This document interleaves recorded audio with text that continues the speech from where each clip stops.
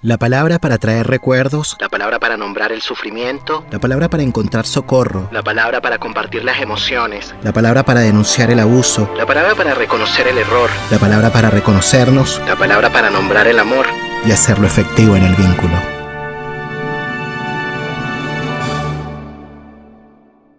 Damos la bienvenida a un nuevo episodio del ciclo de cine de la palabra y el vínculo, el último episodio de este ciclo de cine. Él es Tami Ayuch y estoy muy contento de que estés acá nuevamente participando del espacio. ¿Cómo estás, Tami? Muchas gracias, Nelson. Yo, bueno, estoy muy contento de estar acá y no pretendo decir la última palabra, aunque cada vez que intervenga, intervengo en el último momento, pero bueno, estoy muy contento y te agradezco mucho haberme invitado. Bueno, por fuera de las grabaciones les decía a Tami, bueno, mi gratitud porque, bueno, efectivamente es difícil abrir tiempos extras dentro de nuestras agendas porque todos estamos full ocupados, así que muy agradecido de que estés participando del espacio. Y para quienes no conocen a Tami Ayuch, él es psicoanalista y docente de la Universidad de París. Sus temas de investigación están relacionados con las discriminaciones de género, raza, las políticas de lo sexual, la clínica de la lengua y de la migración. Es autor de varios libros, entre ellos Psicoanálisis e Hibridez. Estuvo en el último episodio de la primera temporada de La Palabra y el Vínculo con el nombre de Fluidez, Resistir con Alegría. Le vamos a dejar acá abajo y acá arriba también en el enlace para que vayan para allá para que lo escuchen. Y como siempre, como es de costumbre en el ciclo de cine de La Palabra y el Vínculo, vamos a iniciar este episodio presentando un poco de qué va la película para luego pasar a la conversa. Rustin es una película biográfica sobre Bayard Rustin, destacado activista de los derechos civiles. La trama relata su vida y su papel crucial en la Marcha de Washington de 1963, considerada como la más importante de los Estados Unidos. Fue un hito histórico con 250.000 personas asistentes que escucharon el famoso discurso de Martin Luther King, en el que pronunció la icónica frase "Tengo un sueño", y que sirvió como preámbulo de la sanción de la Ley de los Derechos Civiles en contra de la discriminación por raza, sexo o religión por parte del gobierno de Kennedy. La película fue protagonizada por Colman Domingo, conocido por su participación en la serie Euphoria, quien dio vida a Rustin de una manera que trasciende la simple imitación. En vez de presentar a Rustin como un héroe perfecto, Domingo se sumerge en la humanidad del personaje, exhibiendo sus conflictos internos y externos, alegrías, dolores y esperanzas. No solo muestra su lucha por la reivindicación de los derechos civiles de sujetos vulnerabilizados, sino también su batalla contra sus propios fantasmas internos, como resultado de vivencias traumáticas. Por su interpretación de un hombre negro soñador que nunca pidió perdón por ser quien era, fue nominado como Mejor Actor en los premios Oscars 2024. Para algunos críticos del cine, el film resulta estimulante para conocer las alianzas, vínculos cooperativos, fricciones y maniobras internas entre los líderes políticos negros de la época. Es una película que honra la memoria de un líder afroamericano invisibilizado. Muestra los desafíos que enfrentó Rustin como hombre negro en una sociedad homofóbica y racista, que junto a otros gigantes de la talla de Martin Luther King, se atrevió a imaginar un mundo distinto e inspiró todo un movimiento en una marcha hacia la libertad. La película fue dirigida por George Wolf y producida por los Obama y está disponible en Netflix. Bueno, vamos a escuchar a Tami sus impresiones de la película. Y así de repente, Así de repente, de una. ninguna pregunta. Bueno, capaz que sería mejor empezar diciéndote, bueno, un par de cosas sobre mi situación, o sea, mi posición. Yo te voy a hablar de esa peli, pero como ya lo dijimos, yo no soy muy ignorante en términos de cine, así que de ninguna forma va a ser una crítica de cine. Y también te hablo de esa peli como, bueno, persona que no es estadounidense, obviamente, que no pertenece a la economía política de este país y también, obviamente, como persona que no es negra.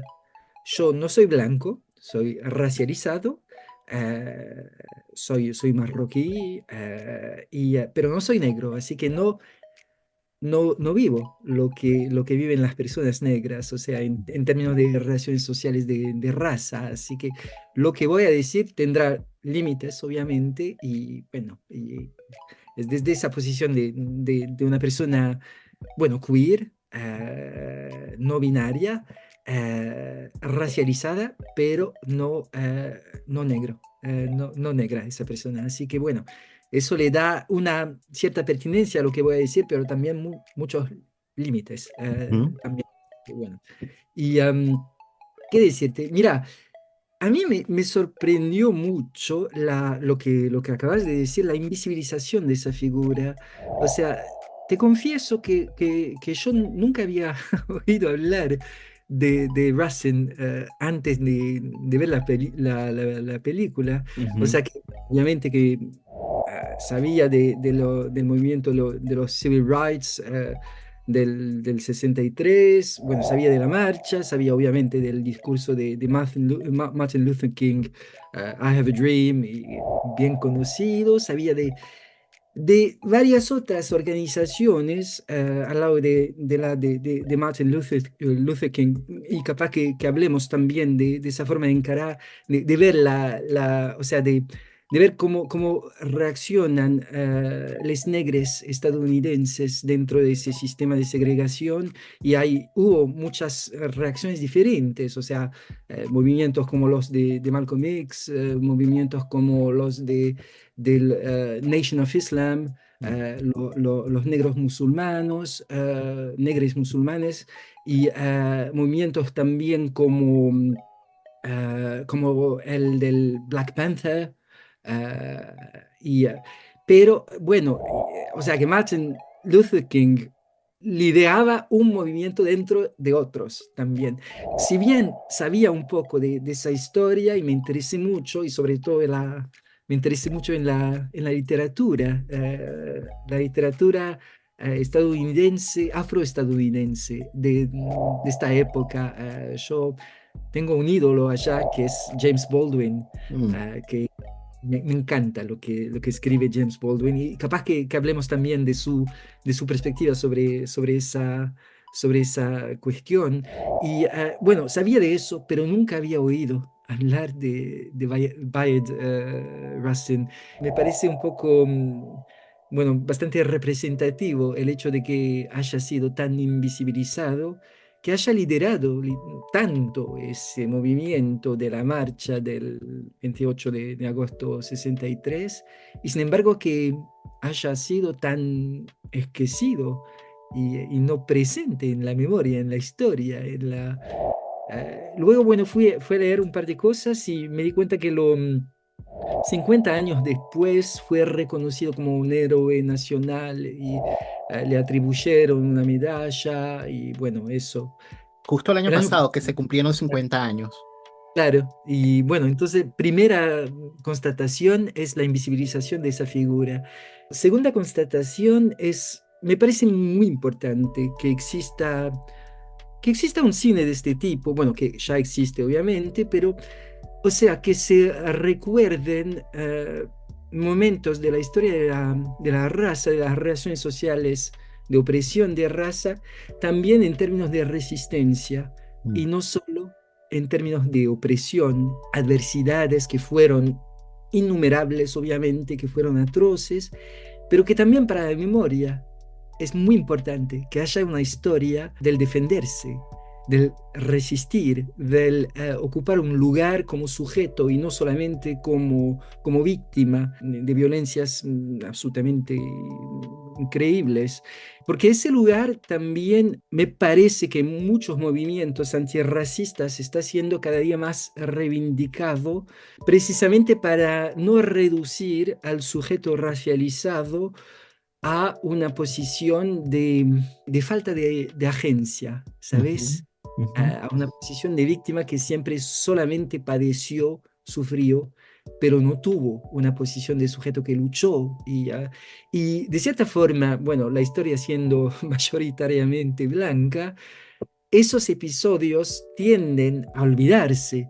Una historia que no desconozco totalmente es la de Brasil, por ejemplo. Hay los mitos políticos que ese país, como muchos otros, fabricaron, que es el mito de la democracia racial, que Brasil es un país feliz, en donde los grupos étnicos, raciales van conviviendo en toda armonía. Y bueno, si reconocemos que hay una forma de violencia, bueno, allá paramos y no vamos revitalizando, reactualizando la memoria de la resistencia, que fue muy fuerte en Brasil durante 5 siglos, 4, la verdad. Así que toda esa historia me parece muy importante recordarla, precisamente para que hoy en día sujetos racializados no se olviden de que no fue solamente una posición pasiva la suya.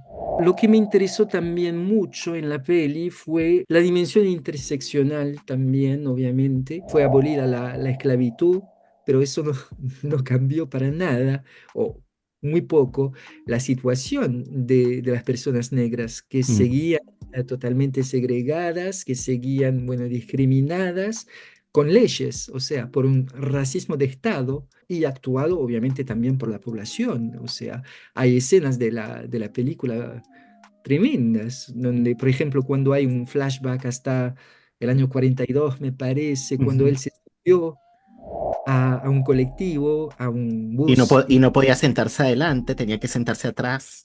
Y por y de sentarse repente adelante, bueno, pasó todo lo que pasó. pasó todo lo que pasó. O sea, que bueno, fue, Mm. le cagaron a patadas, la policía le rompió la cara, o sea, con una violencia absolutamente horrenda, y también los pasajeros del colectivo estaban cómplices, o sea, Ujú. estaban participando. Hay un momento en la escena en el que la madre dice a su hija, no lo toques, no toques a ese nigger, Ujú. que es una palabra muy despectiva, obviamente. No sé si te recordás esa escena en, bueno, contexto totalmente diferente, de Franz Fanon, Piel Negra, Máscara Blanca. Bueno, Franz Fanon, un psiquiatra, psicoanalista de las Antillas, bueno, de Martinica, llega a Francia y se descubre negro en Mm. Francia. Mm. Una escena en el libro Piel Negra, Máscara Blanca, describe una cosa similar de una nena que le dice a su madre cuando lo ve en la calle, mamá, un negro, mamá, Ujú. un negro. Y el negro es como nigger, es una Sí, palabra sí. muy positiva. Ujú. Y de repente, bueno, esa cosa de que no podés escapar de esa condición de ser percibido, percibida como el otro, la Mm. otra. Hay una escena en la que va mirando la represión que hubo por la policía a unos movimientos negros, jóvenes negros que intentaron, bueno, marchar antes de la marcha de Washington y fueron absolutamente, horrendamente reprimidos por la policía. Y pasa esa escena en su oficina y uno de sus colegas blancos le dice algo como que tiene que apaciguar las cosas, porque él va denunciando la violencia blanca de la policía. Y el otro le dice, no, tenemos que ir más allá de eso, de la raza, de... Y él le contesta, es que yo no puedo ir más allá de eso, precisamente porque, bueno, se me percibe directamente así, o sea, Claro. a vos no te concierne directamente esta cuestión y no seguís discriminade, atacade, no sé qué, en la calle al día a día. Mm. Estoy hablando tanto de la época de Bayard Rustin cuanto de la época actual, o sea, bueno, que son, bueno, obviamente condiciones bastante diferentes, pero lo que queda igual es el hecho de que una persona racializada fenomenológicamente aparece directamente por eso. Y Mm. entonces no puede hacer como si no existiera la Mm. raza. Así que bueno, eso ya destaca en la peli, bueno, en esa época de 63 el hecho de que una visión totalmente angélica de que podemos ir más allá de la violencia de raza y no ver el color, porque es una nueva forma de racismo hoy en día, es el color blindness. Yo Ujú. no veo el color, no soy racista porque no veo el color. Bueno, vos no podés ver el color porque tenés esa posición de privilegio, de que no te Ujú. afecta ¿Qué es diariamente. Angélica? También me dijiste es Angélica. Angélica en el sentido de que no soy yo que escojo ver o no ver el color, es el otro que me designa en esa posición, que Mm. me designa en esa posición de sujeto racializado. Y entonces no puedo así mágicamente decidir que las relaciones sociales de raza no existen. Existen. Y hoy en día, bueno, es una forma del pseudo antirracismo moral de decir el color no existe, somos todos iguales, etcétera. No, el color existe. El color, la línea de, o sea, la línea de color existió, es una aberración históricamente construida por la colonización y la esclavitud, pero si decimos que no existe, estamos negando toda esa historia, todas las medidas de reparación de esa historia, de opresión y masacres y apropiaciones, y estamos imponiendo un punto de vista blanco, precisamente porque no está preocupado por el color. Sabes que hay varias cosas que has mencionado que, bueno, que me parecen muy importantes, ¿no? El tema de lo importante que es rescatar un poco un hecho social, histórico que ocurrió y sobre todo la participación que pudo haber tenido un actor clave, en este caso Rustin, ¿no? En la organización de esta manifestación tan importante y que haya sido invisibilizado. Tú decías, bueno, qué importante es recuperar un poco la memoria para también mostrar las diferentes formas de resistencia política que pueden haber, las distintas formas de defenderse, pero yo también podría añadir, ¿no? Las distintas formas de invención, de potencia creadora, pero claro, ahí es donde entramos en un punto que es justo el que te quería preguntar, porque de alguna manera sí, rescatan el papel que desempeñó Rustin en todo este movimiento, pero no es a propósito las diferentes alianzas que se establecieron, que no fueron alianzas sin fricción, fueron alianzas bien tensionantes, fueron alianzas complejas, complicadas, al interior de los mismos movimientos políticos de negros. Entonces fue difícil para él. Entonces quizás pensar un poco en el tema justamente de la potencia creadora, en las condiciones de posibilidad, porque sí, se suele hablar mucho de la solidaridad, de lo fraterno, de la cooperación, que son palabras muy bonitas, pero que no están exentos de todo esto, ¿no? De la tensión, del desencuentro, de la disputa, de los debates e incluso de los quiebres.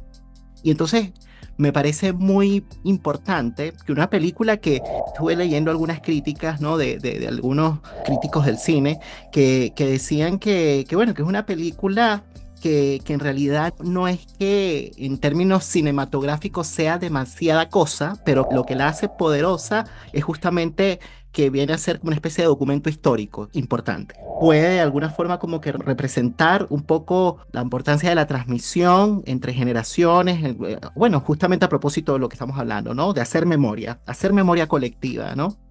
Pero yo añadiría este punto de todo lo difícil que es poder justamente convertirse en un sujeto de agenciamiento político, desmarcarse de esa posición de víctima y ser un agente, pero ser un agente con otros. Y hay muchas cosas que se detienen, y esto lo podemos ver no solamente en estos temas que estamos tratando, esto lo podemos ver en diferentes ámbitos, públicos y privados, en donde de pronto se detienen muchas misiones que son demasiado importantes y que están en beneficio de un bien común, que se detienen justamente a propósito de los desencuentros políticos que hay al interior de los propios movimientos. Entonces, creo yo que este punto es demasiado clave. La película lo presenta y parece como medio ligero, así como que hay momentos de dificultad. No, pero esto es demasiado real. Y hay muchas cosas proyectos políticos que se acaban porque las personas que se supone son aliados y que se supone están fraternos y como que dejan por fuera. Me acordé de Ana María Fernández, algo que ella dice, ¿no? Como que, bueno, lo fraterno incluye justamente darle un lugar a toda la diferencia, a la genialidad. Lo fraterno no es solo la semejanza. Bueno, ¿qué podríamos hablar acerca de esto, Tami? Dale, bueno, gracias por esa pregunta que es re interesante. Eso de ir más allá del mito de que, bueno, somos todos hermanas y hermanos y que, bueno, nos entendemos entonces necesariamente. Incluso ellos eran cristianos, religiosos y aún así, ¿no? O sea, que no Y va por aún ahí, así, y no aún va por así, ahí. te voy a contestar de esta forma. Primero, lo que no se ve acá es que, bueno, lo que constituye un grupo no es tanto una identidad absolutamente compartida entre los miembros del grupo, cuanto una discriminación. O sea, un grupo es formado casi por sus fronteras, por los y las que discriminan a un grupo de personas y de repente les ponen en una misma identidad, pero es una identidad prescrita, una identidad designada, que no es necesariamente una identidad compartida, pero o sea que es un movimiento de identificación por y no identificación a aquí. Ujú. Entonces, bueno, esta formación de los grupos es importante. Bueno, el grupo de les negres estadounidenses es un grupo formado precisamente por discriminaciones. Aparte de la discriminación, aparte del sufrimiento y la opresión, no hay razón para que cada miembro de ese grupo se identifique totalmente con el otro miembro del grupo, o sea, que sean iguales con respecto a ese desencuentro entre esos hombres diversos, hombres, ¿ah? Porque hay un momento de la peli en el que una mujer que participa al movimiento dice, pero no hay ni un nombre de mujer en el programa, ¿qué es eso? Ujú, ujú. Es Importante, muy muy interesante. Bueno, y situarnos en la época, ¿no? En los 60, ¿no? en los 70, absolutamente. Luego, bueno, pocos años después nace, bueno, aparecerá el afrofeminismo, que es Ujú, importante. Esos desencuentros vienen, hoy en día diríamos una palabra contemporánea, de cuestiones interseccionales. O sea ujú. que, bueno, ¿cómo excluir a Bayard? Uno de los pretextos fue su homosexualidad. Bueno, el hecho de que fuera gay. Y bueno, me parece que también eso tuvo incidencia sobre su visibilización. Se ve que dentro de un mismo grupo que capaz que tenga objetivos comunes en términos de relaciones sociales de opresión, de raza, de repente ese grupo se divide en términos de relaciones de opresión social de género, de sexualidad. Y de repente aquellos que sufren de opresiones raciales pueden llegar a perpetrar opresiones de género o de sexualidad. Reproducir esas mismas lógicas hegemónicas al interior de los mismos grupos. Absolutamente. Y hay una escena muy interesante en la que Bayard Rustin dice que a todos les enseñan que son inadecuados, incompletos, como negros, y todos van intentando combatir esa insuficiencia precisamente disminuyendo a otros. Y dice de una forma muy potente, dice, de repente, de oprimidos, nos volvemos represores Claro. de nosotros mismos. Entonces, bueno, la forma interseccional, que es muy importante hoy en día en todas las luchas políticas también, bueno, en toda la historia, por ejemplo, del feminismo, que nació como, bueno, una perspectiva, bueno, muy importante, pero mayoritariamente blanca, del occidente y de clase media, burguesa, etcétera, que no llevaba en cuenta la experiencia de mujeres que ocuparan otras posiciones sociales, por ejemplo, las mujeres negras. O sea, cuando el feminismo, bueno, de la primera onda, como se dice, el feminismo decía que el trabajo libera a las mujeres, pues no, porque las mujeres negras siempre trabajaron y eso nunca las liberó, al contrario.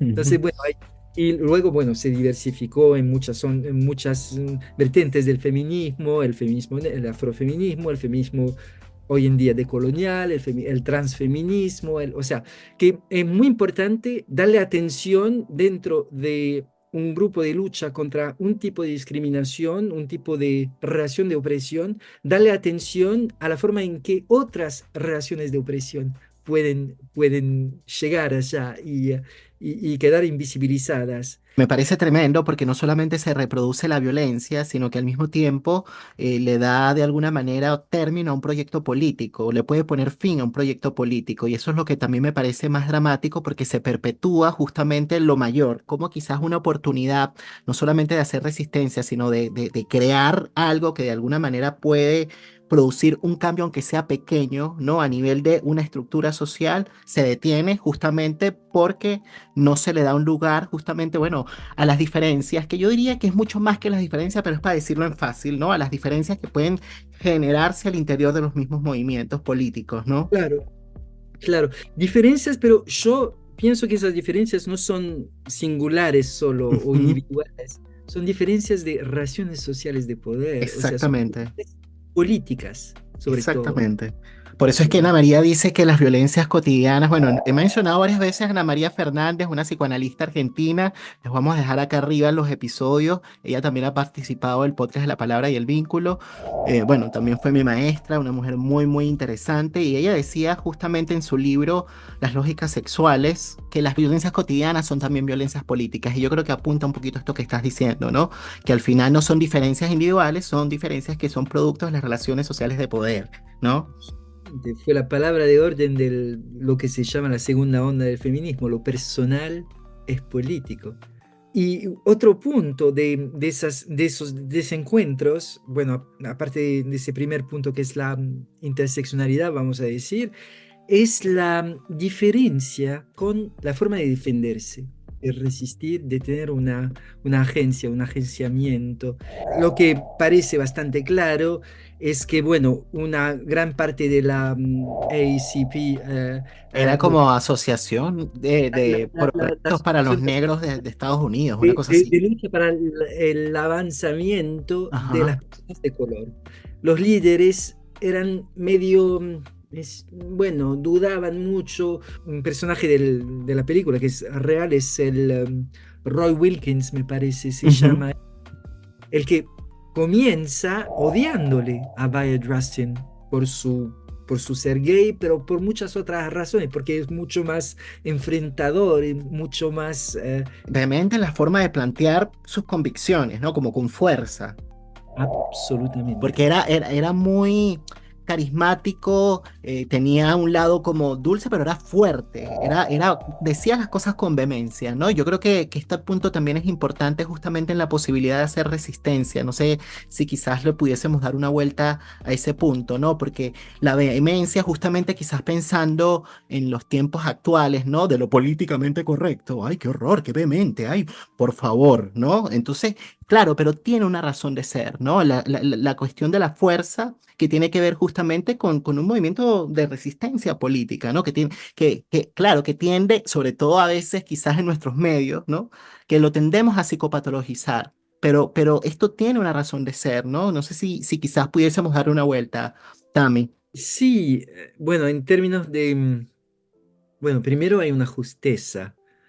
Cuando habla Bayard Rustin, habla de forma justa. Yo me quedaba cada vez pasmado precisamente en lo de cómo encuentra la forma de darle la vuelta al argumento del otro, pero de forma justísima, o sea, y decir lo que se tiene que decir precisamente a ese momento, que desestabiliza al otro, y eso viene precisamente de una agencia propia en la que ah, ah, se autoriza a defenderse. Y eso me parece muy importante, eso de autorizarse a defenderse, porque, porque eso va a lo que te estaba diciendo antes de la historia de las resistencias. Eso de autorizarse a defenderse fue también creado históricamente. Históricamente se crearon cuerpos que son legitimados a defenderse y otros que no son legitimados a defenderse. O sea, otros que cuando intentan defenderse, de repente se vuelven en agresores, o sea, se les vuelve en agresores, o sea, se ven como agresores o como, por ejemplo, bueno, precisamente en ese tema, en los 90 hubo el caso Rodney King en los Estados Unidos. Ujú. Rodney King, que era, bueno, un señor negro, bueno, que estaba dirigiendo su auto, estaba medio, bueno, en pedo, y de repente muchos autos de la policía lo van siguiendo, bueno, porque hubo una denuncia de que hacía no sé qué, y de repente, bueno, lo paran y le cagan a patadas cuando se baja del carro, del auto, y no le dejan levantarse de nuevo. Y cuando él intenta defenderse de esa agresión policíaca, cuanto más se defiende, más lo agriden, más lo pegan, más lo... Y de repente es un cuerpo, como cuerpo negro, que cuando intenta defenderse se ve como un cuerpo agresor, Ujú, ¿viste? ujú. O No, sea, esto es terrible. Se ve porque justamente es el lugar en el que lo coloca, digamos, aquel que está desde afuera. O sea, lo significan así, ¿no? Lo reducen en esa categoría. y lo significaron así en el proceso, porque hubo un juicio Mm. y hubo, bueno, porque hay muchas grabaciones por cámaras y todo eso, y el juicio decidió que era culpable, Mm, que era culpado, precisamente porque él intentaba defenderse, estaba, bueno, estaba totalmente titubante, intentaba mm. levantarse, y veían eso como una amenaza a la policía. Y eso está usado hoy en día en muchos casos racistas de policía. Bueno, hay violencia policial, policíaca en todos los países del mundo, acá tremenda, y siempre el argumento de la policía es decir, iban a agredirnos. Nosotros, la policía, nos defendimos. Y mientras fue un sujeto agredido que no tiene la legitimidad de No, no, no, esto defenderse. es terrible y mientras más lo desarrollas, más me hierve la sangre, me da una rabia tremenda, pero tremenda porque pasa muchísimo. Claro, pones el ejemplo de los policías, pero esto de verdad lo podemos ver en otros ámbitos, ¿no? Institucionales incluso, ¿no? Que de alguna manera, bueno, lo legitiman este tipo de prácticas que son del horror, que son del horror. Pero ¿sabes qué, Tami? Quizás pensando en una de las cosas que habías mencionado hacia el inicio del episodio, ¿no?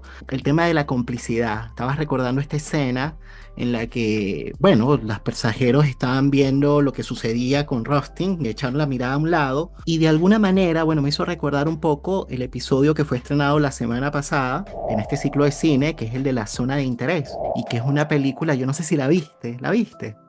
No, No, la tienes que soy ver. totalmente ignorante en cine, pero bueno, sí, No, perdón. pero de verdad tienes que verla. Te iba a decir, tienes que verla, Rostin. Tienes que verla, Tami. Bueno, Ok. me, me halaga mucho que me llames Rusty. Me halaga mucho, muchas No, tienes gracias. que verla, Tami. Es una película tremenda. No te la voy a spoilear mucho. Presenta la historia del comandante de Auschwitz que vivía con su familia al lado del campo de concentración. Ay, la acaban de estrenar, ¿no? Es La muy acaban de reciente. estrenar hace poco y ganó como mejor película internacional según los premios Oscar. Pero bueno, está en Prime Video. Por cierto, las personas que nos están escuchando, el episodio ya está disponible. Pueden ir allá a escucharlo. Fue comentada por Marco Antonio de la Parra, psicoanalista, psiquiatra y dramaturgo chileno, y también por José Pisano, que es crítico del cine venezolano. El episodio quedó tremendo. Pero ¿por qué me acordé de esa película? Para relacionarlo con lo que estábamos hablando. Justamente Marco Antonio de la Parra decía: parece como que una película del Holocausto, pero en realidad no es una película sobre el Holocausto. Es una película sobre el cinismo de la sociedad contemporánea en la que nos movemos. Estamos en la época de lo políticamente correcto y echamos la mirada hacia un lado, hacia cuestiones que son horrorosas, ¿no? Y echamos la mirada hacia un lado para no hacernos testigos, porque si nos hacemos testigos, nos comprometemos. Eso nos interpela socialmente y nos hace responsables también.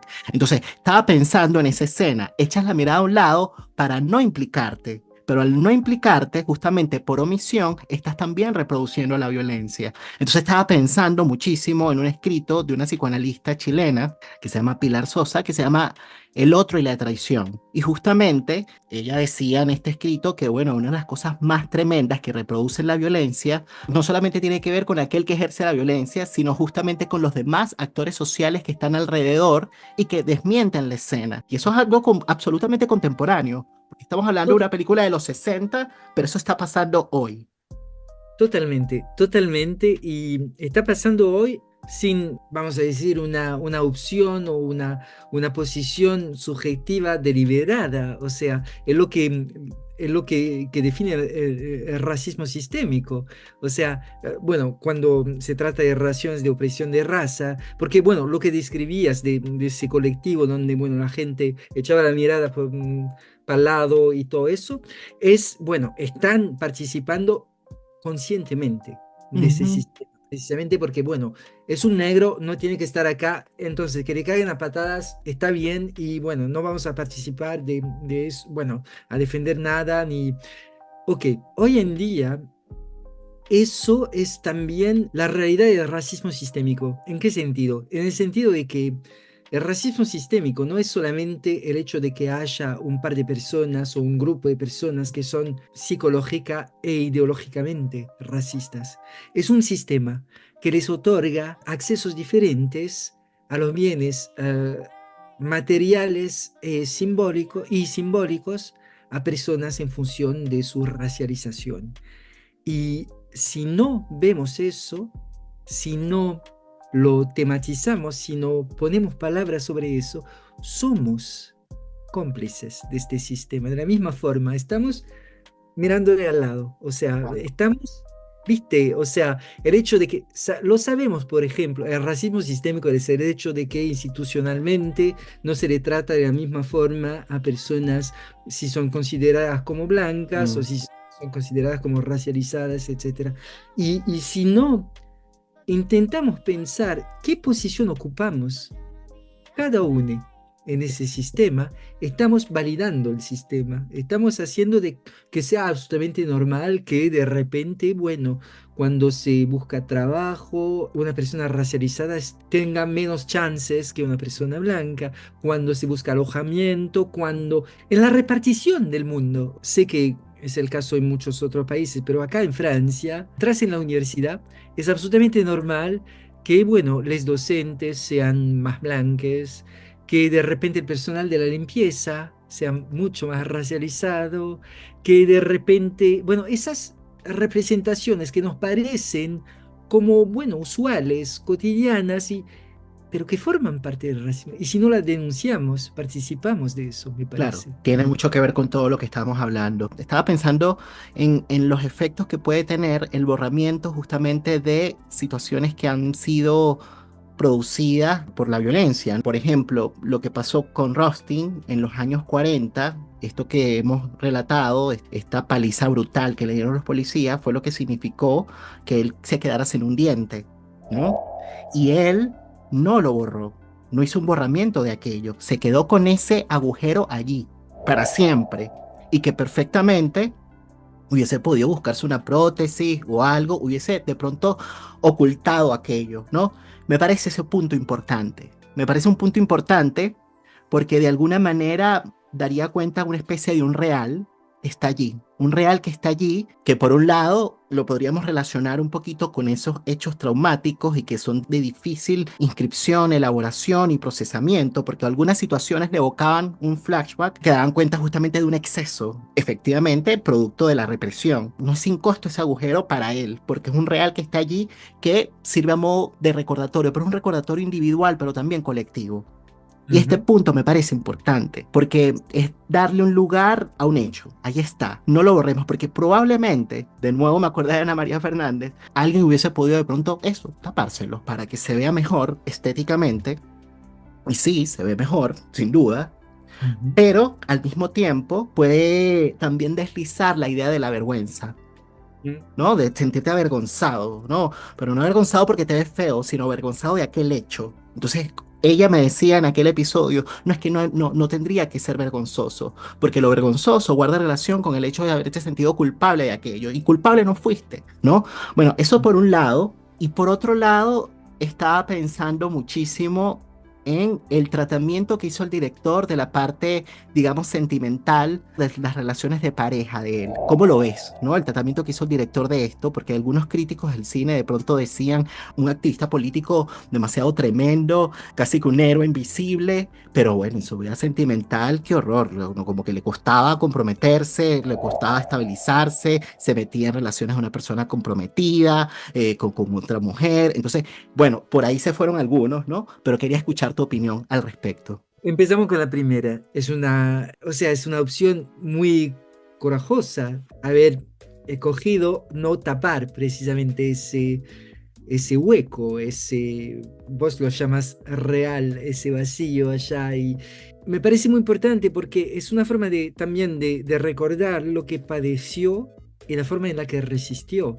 Que se trata también de no, yo diría blanqueizarse, Mm, blanquear. Me refiero otra vez a Fanou, que escribió, bueno, Piel Negra, Máscaras Blancas en una década antes, en el 53, y decía, el negro está, o la negra está enfrentada a ese dilema blanquearse o desaparecer. Hay que seguir modelos blancos, etcétera, o desaparecer. Y él no hizo eso. Él Ujú. dejó aquel hueco, que es una forma de decir, bueno, yo he sido víctima, yo he sido oprimido, pero también yo los resisto. Fuera de los modelos, de los padrones hegemónicos también. Esa cosa que puede parecer como fea, como inestética, yo la llevo en el cuerpo. De la misma forma que voy a llevar con orgullo mi color de piel, mi ser gay, lo llevo con orgullo, porque sufrí de eso. Pero el sufrimiento no viene de mí, no es intrapsíquico, viene Ujú. precisamente De una violencia ejercida desde afuera. absolutamente. Y bueno, me parece interesante que lo dejara, que lo luciera, eso. Con respecto a la forma en la que, bueno, desarrolla sus relaciones amorosas, bueno, te voy a decir, ¿quién soy yo para, para juzgar sus Obviamente, relaciones amorosas? obviamente. No, pero no para juzgar a él, pero quizás para escucharte la apreciación entonces de aquel crítico. O a ver qué Y piensas, porque quizá, porque es interesante, me parece como, porque también se categoriza desde allí.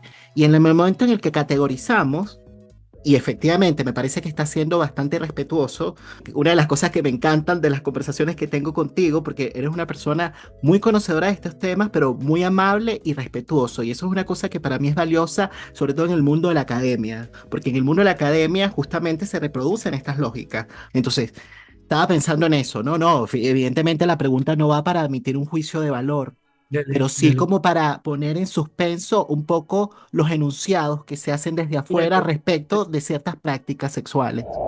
mira, yo tendría que considerarlo a Bayard Rustin como un queer antes de la letra, o sea, que transgredió normas sociales históricamente producidas de raza y de género y sexualidad.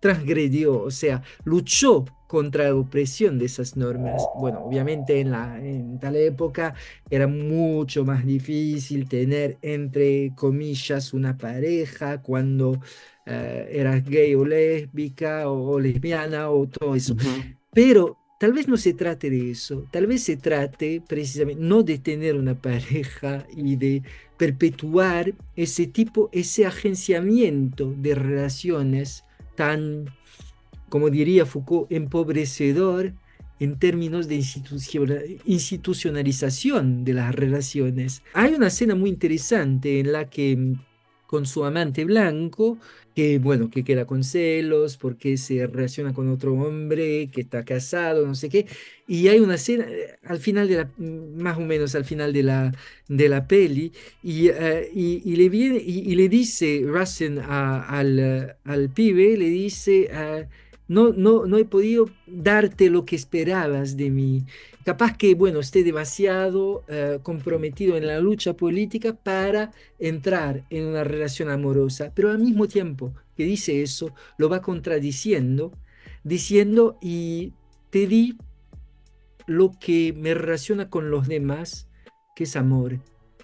Y, che, inventemos ujú. formas otras de amor que no tengan necesariamente que caber dentro de lo que de forma convencional vemos como una pareja, un amor de no sé qué, y viste, Es una pregunta compleja, ¿eh? Es una pregunta difícil, pero me parece que es muy importante la vuelta que le diste, o muy interesante la vuelta que le diste, ¿no? Porque claro, tiene que ver justamente con definir quizás o reconocer que pueden existir distintas formas de contratos amorosos, podríamos decir, diferentes formas de arreglos amorosos. Lo que pasa es que estamos hablando de los 60, pero probablemente esta misma relación hubiese aparecido en esta época y hubiese sido quizás perfectamente posible el hecho de que él le hubiese planteado una relación abierta. Pero antes eso no era posible, como plantearlo, como porque habían otros ordenamientos. ya estaban en algo absolutamente transgresivo. Absolutamente, Absolutamente, pero también pensando en cómo ha ido evolucionando un poco el tema de las lógicas sexuales. De nuevo, pensando, por ejemplo, en lo que decía Ana María, ¿no? En lo que son las lógicas sexuales actuales, ¿no? Y ella dice que en las lógicas sexuales actuales, los encuentros amorosos dependen más de las intensidades eróticas que de los roles preestablecidos. Y esos roles preestablecidos tienen mucho que ver con las preconcepciones que tenemos asociados a cómo deberían estar unidas las personas, las parejas independientemente de la orientación sexual, ¿no? De la identidad de género. Y allá también interviene otra cosa interseccional, como si se le aprobara un poco o incluso iba a decir blanqueara un poco el hecho de que desarrollara una relación de pareja con otro hombre como relación gay. O sea, yo estoy pensando, bueno, estoy proyectando cosas muy actuales de que es el homonacionalismo, una forma de normalización de las relaciones, que es una otra forma de que esas relaciones, bueno, sean totalmente institucionalizadas por el poder. Una persona racializada, por ejemplo, en Francia, aparecería menos racializada si fuera un poco más queerizada, pero no queerizada en el sentido de queer, una cosa desnormativa o no normativa, en el sentido de entrar en otros padrones, entrar en otras cosas ya establecidas. O sea que una persona racializada que de repente es gay en pareja es más aceptable Ujú. porque de repente entró en una forma de reconocimiento social y eso, bueno, es lo que se llama hoy en día el homonacionalismo y una forma de decir que les racializados son homofóbicos, transfóbicos y todo eso, y si les podemos encajar dentro de categorías ya hechas de eso es una pareja gay, eso es una pareja lesbiana, eso Exacto, y exacto. parecen menos peligrosos Sí. y parece que O hay menos raros o menos enfermos, porque se sigue absol- patologizando. absolutamente. Y me parece que Basten, precisamente en su posición absolutamente corajosa, Ujú, huyó de todo eso, huyó de todas esas categorías. Y ujú, eso es ujú. potente. Estaba pensando en la época de Rustin, ¿no? A mí me quedó la impresión de que era mucho peor, lo voy a poner en esos términos, ser gay en ese tiempo que ser negro. Ser negro era terrible, pero parecía que ser negro y además gay, bueno, se multiplicaba allí el horror. Porque fíjate que de alguna manera una de las cosas que de pronto aparecían hacia el final, antes de que se concretara esta marcha en Washington, como que lo amenazaban con la posibilidad de hacer público su orientación sexual, como que jugaban con eso. Llegó un punto en que él como que se entregó y dijo, bueno, que pase lo que tenga que pasar. Y a mí me resultó muy conmovedora esa escena en la que luego Martin Luther King dice, lo apoyamos y creemos que de alguna manera es la persona indicada para llevar adelante esta organización, ¿no? Esta manifestación y él que se conmovió muchísimo, pero no por su negritud solamente, sino porque efectivamente fue alojado en su gaycidad, como diría Jorge Reiter. Fueron hospitalarios con él. Estaba pensando un poco en eso, en aquella época, pero en esta época me acordé de Marcelo Viñar, un psicoanalista uruguayo. Él decía que en nuestros tiempos el desdén ya no es tanto con la raza, claro, lo dice un blanco, ¿no? Hay que también marcar que él es blanco, pero bueno, ya no es tanto con la raza, ya no es tanto con la orientación sexual, es más con el ser pobre. Ese era su punto de vista. Bueno, te quería como que preguntar un poquito eso, ¿no? ¿Dónde estarían de alguna manera puestos ahorita quizás los acentos de la violencia? Evidentemente, pensando un poquito en la cosa de la interseccionalidad, me parece, obviamente mientras más sumamos, más capas y más violencia, más horror, evidentemente se multiplica. Eso es como la parte como que obvia, pero estaba pensando un poquito en el asunto de la pobreza, ¿no? ¿Será que ser gay era peor que ser negro en aquella época? Y no. Bueno, yo, el no negro, te digo, que no vivió en aquella época, te digo, me parece que no. Se podía denunciar a gente por su orientación sexual y que eso la vulnerabilizaba, etcétera. Y, ok, lo que pasa es que, bueno, por la raza y por la relación social. Bueno, cada vez que hablo de raza, entre paréntesis, la raza no existe, obviamente. La raza es una relación. O sea, la raza no existe, no es algo, no es una pertenencia individual o de un grupo. La raza no es una categoría que define a un sujeto o a un grupo. Es una relación de poder creada precisamente En el otro episodio lo comentabas, ¿no? claro, Que no es que niegas que no haya pigmentaciones distintas, no, solo que la raza, y por absolutamente. eso hablas de la racialización, que es una fabricación social histórica, ¿no? En el marco de relaciones de poder.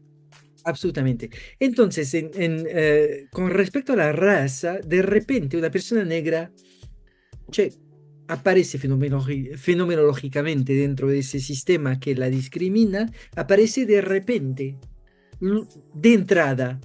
Así que bueno, no tiene nada que perder, no tiene nada que perder allá. Ya está oprimida, ya está segregada, ya está discriminada, etcétera. Y me parece que en aquella época, bueno, aunque hubiera leyes anti-gays y hubiera toda una casa de brujas durante el macartismo en los Estados Unidos, precisamente contra comunistas y gays, McCarthy siendo él mismo de una forma, bueno, bastante dudó, bueno, hubo una serie interesante sobre eso que se llama Fellow Partners, sobre Mm, dos hombres gays que mm, a partir de los años 50 hasta los años 80 y los años del SIDA, mm, del VIH, VIH y todo eso. ujú, Así que bueno, um, me parece que es aún peor porque mm, el ser gay en aquella época podía ser vivido dentro de círculos de relaciones, podía, bueno, obviamente que siempre había esa amenaza de la denuncia, de ser outed, acusado, todo eso, pero se podían de cierta forma defender, de cierta forma contra eso, aunque bueno, tuvieran que quedar en el armario en el closet. Claro, eso en estaba pensando.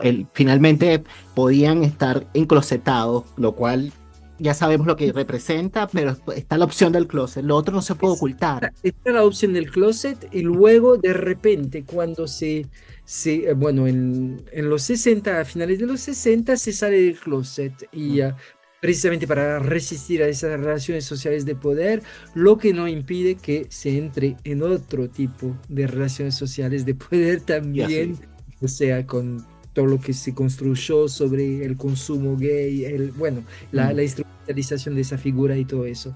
mm, Raza, sin embargo, no tenés un lugar donde te puedas esconder.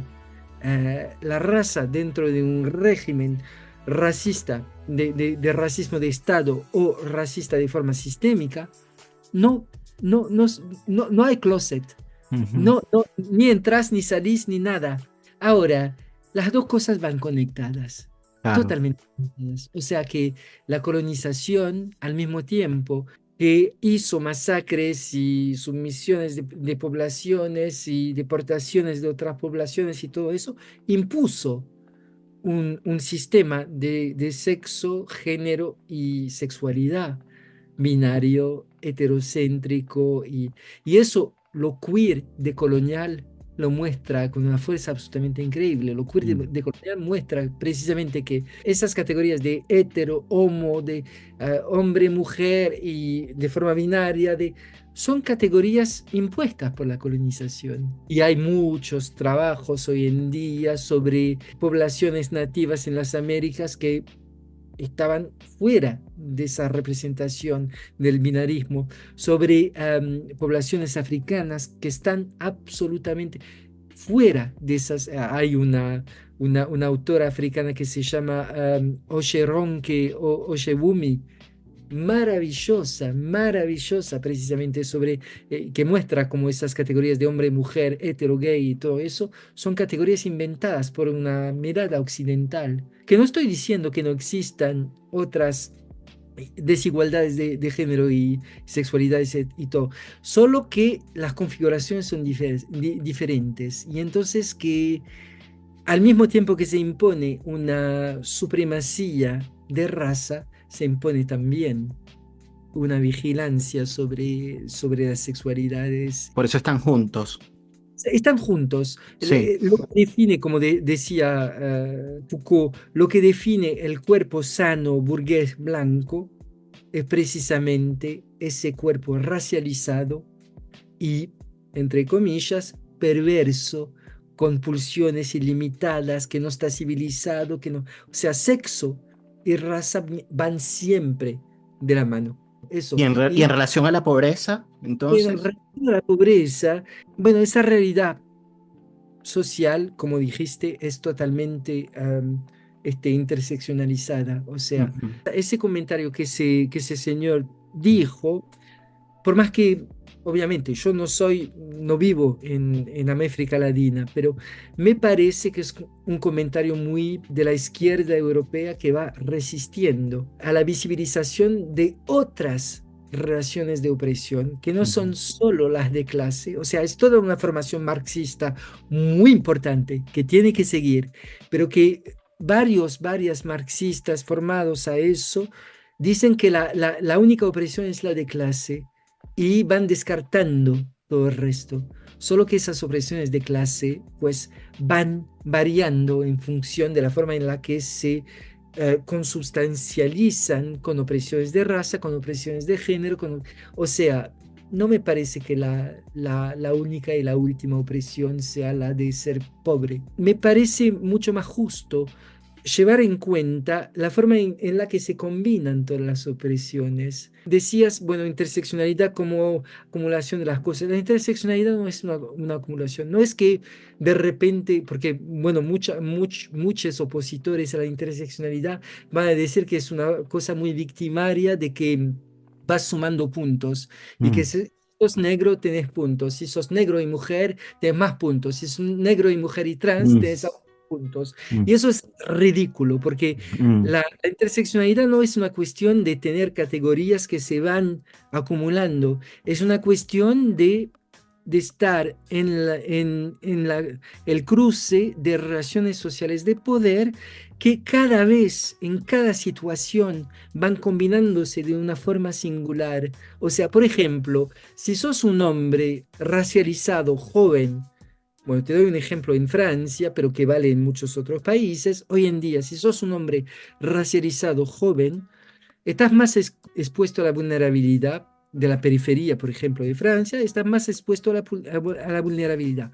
Mientras el hecho de ser hombre, en términos de relaciones sociales de género, te pone en una posición privilegiada, el hecho de ser joven te pone en una mm. posición también privilegiada, no en términos de género, sino en términos de acceso al laburo, de posibilidades profesionales, combinando esas categorías, pues sos más expuesto que una mujer racializada joven en el mismo contexto y más expuesto que un hombre racializado maduro en el Claro, mismo en contexto. el mismo Así contexto. O sea que por eso es que decimos que quizás con la interseccionalidad es como que si se produjeran múltiples posicionamientos subjetivos en una misma persona. es exactamente a eso que voy. Es Mm. exactamente eso. El hecho de que las Com- relaciones sociales de poder son generales y abstractas. Lo que pasa es que, bueno, cada vez están vivenciadas en situaciones singulares y por sujetos singulares que también reaccionan de una forma singular a lo que les pasa. Así que, bueno, eso precisamente en términos de psicoanálisis, y va a ser la última cosa que voy a decir, para llevar en cuenta que el sujeto del inconsciente, está inscrito dentro de relaciones sociales de poder, sin embargo, que eso causa una forma de determinismo Mm. psíquico, porque cada vez son singulares y situacionales. Y Ujú. eso no hay un determinismo de categorías de género, de clase, de raza, no hay ningún determinismo, porque cada vez están combinadas de una forma social singular y hay un sujeto allá que va reaccionando a eso de forma singular. Claro, Así por que eso es que lo va de alguna manera, si se quiere, como que, bueno, pensando un poquito en la palabra que habíamos dicho antes, ¿no? Del agenciamiento, como que las posibilidades de agenciamiento van a variar un poco o mucho de acuerdo a cada situación también, porque ahí se puede producir un sujeto distinto, ¿no? Entonces quizás también por eso es tan importante pensar no solamente lo intrapsíquico, ¿no? Sino también las condiciones de vida de cada sujeto y conjunto social. Ujú. Bueno, Tami, ahora sí que sí, Ahora sí, muchísimas gracias. Muchísimas gracias de verdad por ser parte de este ciclo vos. de cine de la palabra y el vínculo. Bueno, muy, muy agradecido. Bueno, tremenda conversación. No sé si quisieras decir algo antes de despedirnos. Y no, que, quería agradecerte, o sea, esta invitación. Fue realmente un placer tremendo para mí. Ujú. Y bueno, me di cuenta que no hablé mucho de la peli. Fue un pretexto perfecto para una conversa rica que me parece que era, bueno, que viene como anillo al dedo para cerrar este ciclo porque son temas demasiado importantes, ¿no? Demasiado importantes y que bueno, que cuando converso sobre estos temas, bueno, algo me pasa con la sangre, algo me pasa con la sangre, porque es que de verdad de momentos como que me caliento, me molestan algunas cosas, ¿no? En relación a lo que me hace pensar, no lo que decías en sí, sino, pero bueno, tú me entiendes. Entonces, muchísimas gracias, Nelson. Muchísimas gracias. Y bueno, lo pasé re lindo, re lindo. Bueno, muchas gracias a ti y muchas gracias también a las personas que nos están acompañando del otro lado de la pantalla. Gracias por acompañarme durante 2 meses que estuvimos al aire con este ciclo de cine todos los sábados. Emitíamos comentarios, análisis distintos, bueno, de diversas películas que fueron nominadas a los Oscar. Ya saben que están disponibles Nayad, Anatomía de una caída, La Sociedad de la Nieve, Pobres Criaturas, Maestros, Vidas Pasadas, Los Asesinos de la Luna, Zona de Interés y ahora que cerramos con esta película de Rustin. Nos estamos viendo pronto. Recuerden suscribirse, compartir con las personas que crean que les pueda ser útil este tipo de contenido. Y bueno, ojalá nos veamos muy pronto en una nueva emisión de La Palabra y el Vínculo. Que estén muy bien y que tengan buen fin de semana. Muchísimas gracias y chao.